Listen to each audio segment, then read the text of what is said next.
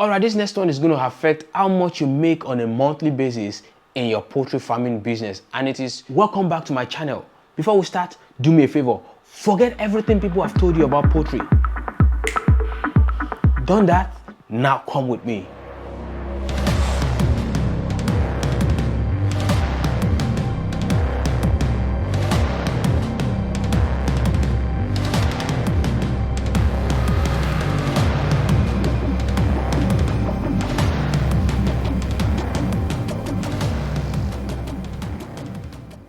Alright, so in this video, I'm going to be telling you how to start profitable farming this year.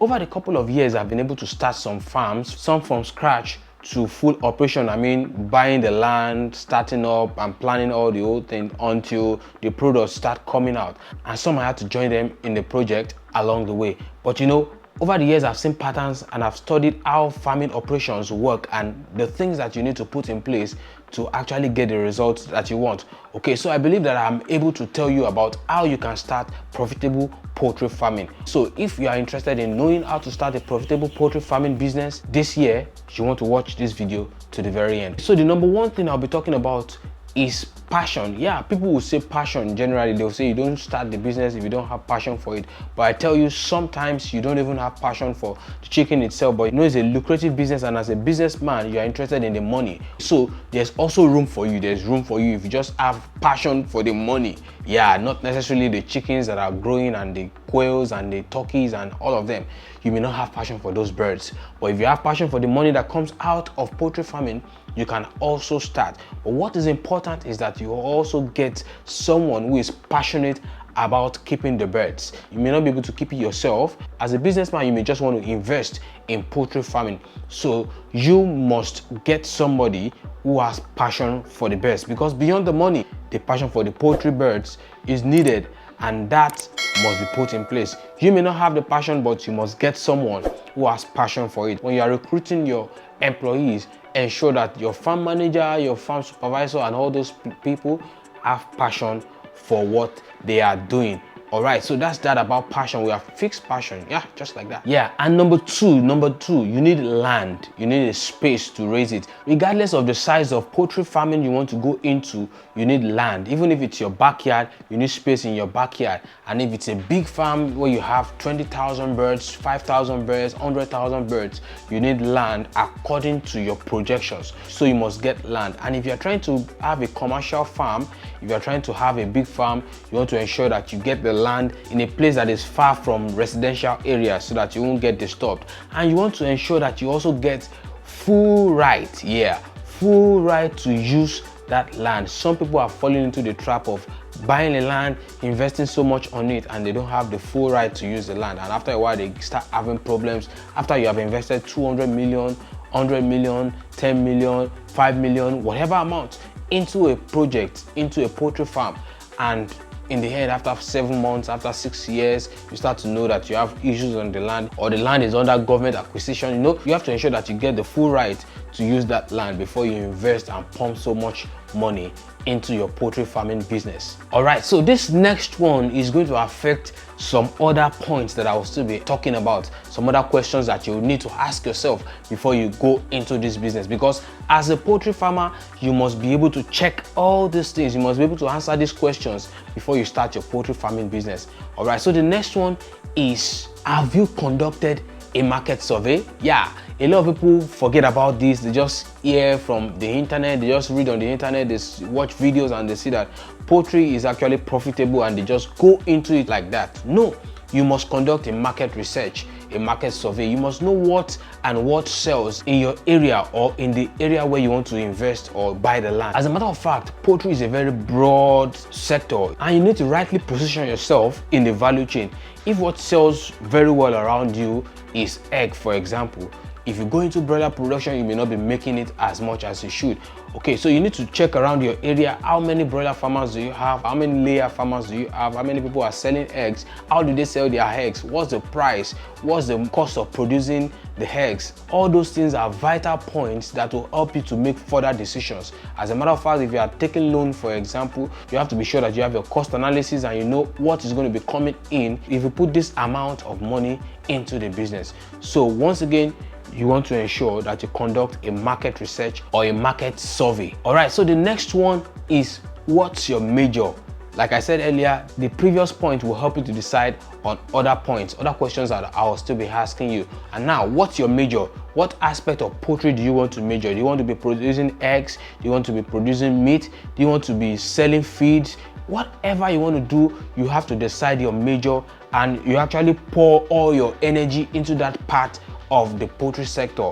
First, I advise that you start first with one thing and then pump all your energy, pump your resources in that aspect of poultry farming, and then see the results that you get and then start to expand from there. All right, so for that, you might want to check my video on whether you want to choose broiler farming or layer farming. The video link will be dropped here and also in the description below. And next, what's your budget? The next thing you need to decide on is the budget. How much do you want to throw into this business? You see, a lot of people will just tell you you should start small, but small is relative. Somebody who is aiming at going into the business and raising up to 200,000 birds may want to start with 2,000, and 2,000 to him is small. And someone who wants to raise up to 2,000 birds cannot just start at his final destination. He may want to start at raising 200 birds or even 100 or 50 just to get along with the business. So small is relative, but you need to decide based on your budget, based on the amount of money you want to throw into the business. Some people can afford to spare 2 million naira to test the waters, while some may not be able to afford more than 200,000 naira or even 50,000 naira. So small is relative, but work on your budget and ensure that you start small. You want to make sure that you climb the ladder from start to that point you are aiming to get to. Maybe you want to get to 1 million birds in 5 years. Yeah, all those things are possible, but you still need to start small and learn the process, because you will definitely have something to learn. Even if you have known about poultry farming before, if you start your own farm, you will still have things to learn from the experiences that you have on your own farm. All right, so I'm so happy to talk about this next point. Is actually the essence of DIY Agric, your #1 animal scientist and your poultry success partner. So the next question you should ask yourself if you are thinking about going into poultry farming is, are you ready to learn, to unlearn, and also relearn? So many of you have heard different things about poultry farming, and people will just tell you based on their experience. Some will tell you that, oh, broiler farming is entirely bad, it's not a good business. Others will tell you that layer farming is crap, you don't have to go into layer farming business. But then they're just telling you based on their own experience. Did you ask them what they did wrong? They won't tell you that. They will just tell you the business is not good. So forget about all that they have said. You have to be willing to learn and relearn day after day. The business is evolving. In fact, the whole world is evolving. So why won't you learn? All right, so that's one reason why I'm here to educate you, those of us who want to learn more about poultry farming. This is one channel you must subscribe to if you are not yet subscribed to the channel. So you want to go right there and hit that subscribe button if you are yet to subscribe to the channel. Okay, so, and if you think you're liking this video already, please give me a thumbs up for what I'm doing, and don't forget to also click that notification bell so you always get notified when I put up new videos. So a poultry farmer must be willing to learn from experience and learn from what others have experienced too. Some people will tell you you don't vaccinate birds this way. Some people will tell you you can do this, but you need to check their knowledge base. From what are they drawing those conclusions? Are they drawing it based on scientific data, or they're just saying it because they had one terrible experience? All right, so that's why all of the things that I tell you on this channel are drawn from scientific data. They are not just things that I woke up to think about. No, even if I woke up to think about it, yeah, I get some inspiration sometimes, but then I have to put it to test and see that it works before I tell you guys. So be ready to learn and relearn. Unlearn all those things that you've had before and open up your mind, because you're getting ready to start your own poultry farming business. All right, this next one is going to affect how much you make on a monthly basis in your poultry farming business, and it is, have you decided whether you're going to be producing your own feed or you're going to be buying commercially made feeds?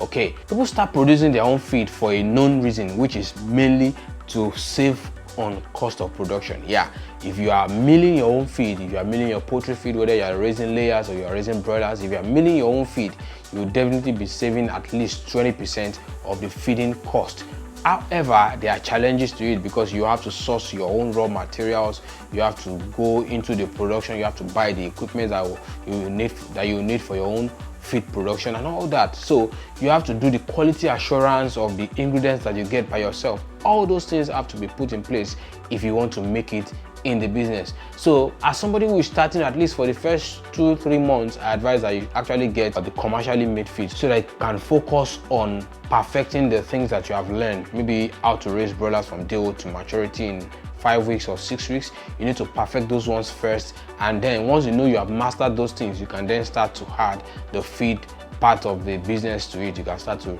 formulate and mill your own feed on the farm, and beginning from the first month that you start seeing the difference in the profit margin. Although you still have to fix the money for the milling machine, the crusher, the mixer, all those things, and storage. You have to build the house for the ingredients and for the finished products and all that. So all those things have to be put into consideration, and you just make your decision. Some people start by producing their own feed. I won't say it's wrong, but my advice, my opinion is that you start with the commercially made feed, test the waters, and see how you can expand into producing your own feed. And one of the key reasons why I would stick to this decision is because in milling your own feed, you can actually encounter challenges, especially if you are doing it yourself, you don't employ the service of a professional. You may encounter challenges, and in order for you to be able to easily trace the source of a problem, you need to first leave the plan of producing feed by yourself. So at least you know if the chickens are not growing well, you know that, okay, this feed has actually been tested by other farms, so it should not be the feed. Let's look into our operations and see where we can improve things. So once you get a hang of the operation, then you can start to incorporate your own feed. And the next, like any other business, you are not going to be the only one doing this business. There's going to be competition. So what's your USP? What's your unique selling point?